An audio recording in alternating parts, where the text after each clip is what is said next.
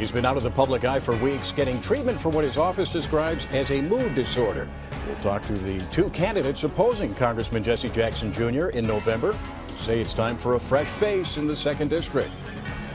This is Fox Chicago Sunday.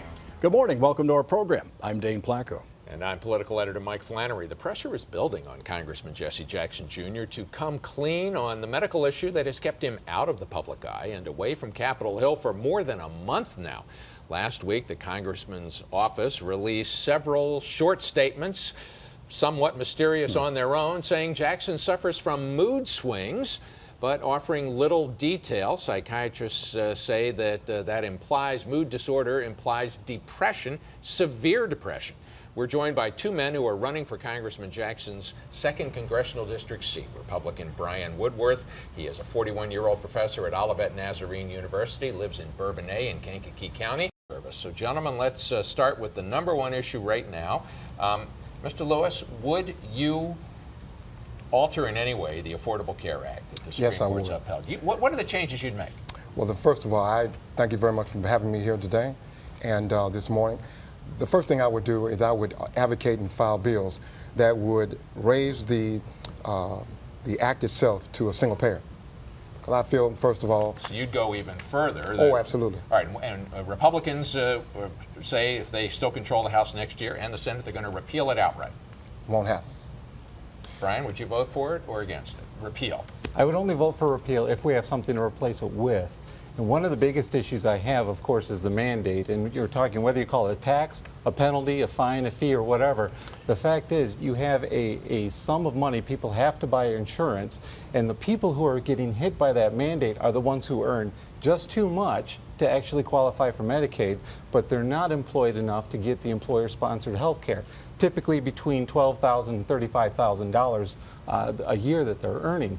These aren't people who are snubbing their nose at the healthcare system saying, ha-ha, I'm getting away with not buying healthcare. These are people who are having to make decisions. Do I pay my bills? Do I buy food? Or do I pay for healthcare? What'd you do? What would you do?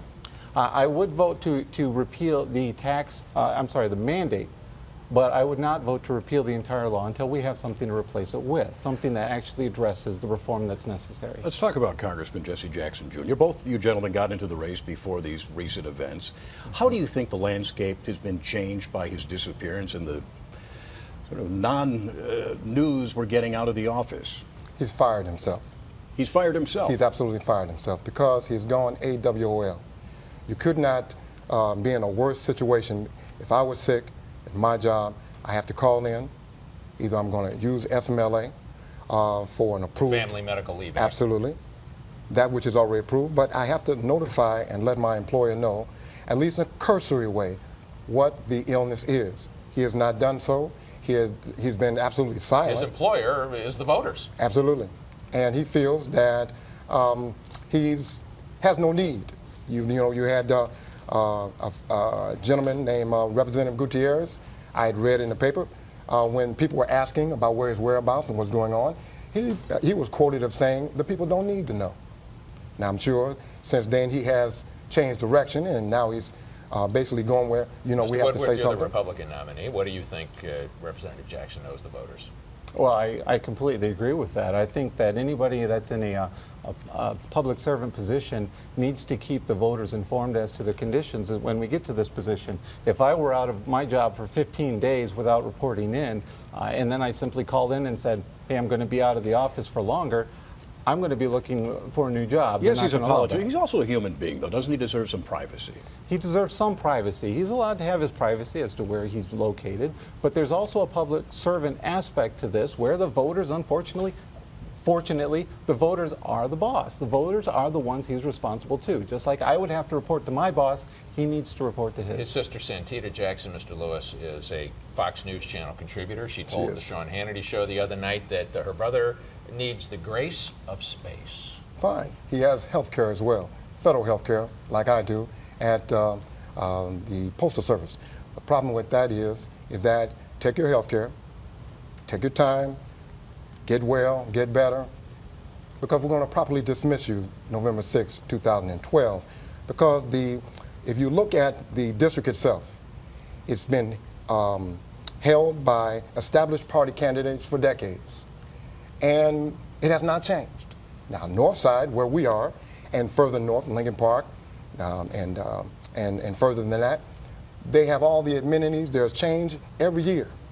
But in my district, our district that You live in Madison in the south I live in suburbs. Madison, that's correct. But I used to live on the southeast side, right in the 1st District off 79th and King Drive. There's been no change. Brian, have you seen any signs from the state Republican Party, the Congressional Republican Committee, that they may see an opportunity here? Are you hearing anything from them about maybe coming to help you with money, campaign assistance? Well, these are discussions that are taking place. Right now, I haven't had the outpour of support as of yet. But as Jackson's condition continues on, as we start looking at the numbers and the changes, Are you disappointed by that? There's certain disappointment that comes along with that, sure. But you know, I'm not. One would think that there might be an opportunity. Granted, it's a firmly Democratic district. We all know that, but here's an opportunity for a Republican, right?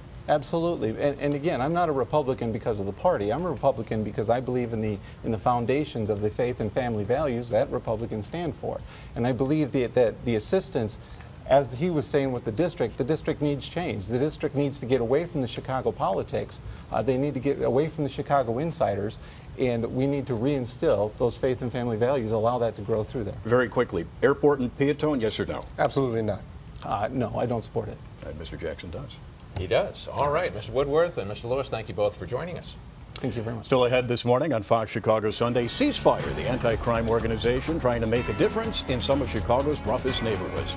Now officially joining the city's fight against gangs, but some question what they're all about.